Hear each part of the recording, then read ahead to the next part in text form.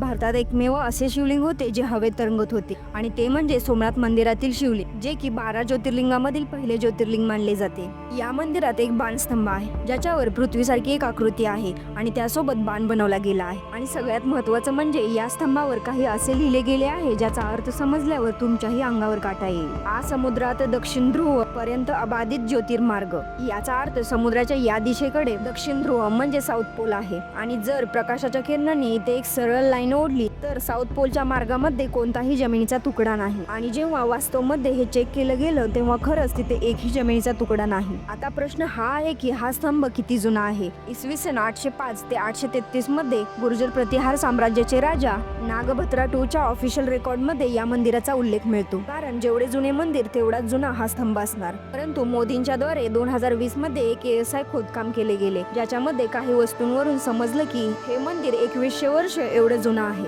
आणि हा स्तंभ 6व्या सेंचुरीमध्ये बनवला गेला आहे। परंतु आता विचार करण्याची गोष्ट ही आहे की बिना टेक्नॉलॉजीचे तेव्हा त्यांना एवढे ज्ञान कसं काय होतं।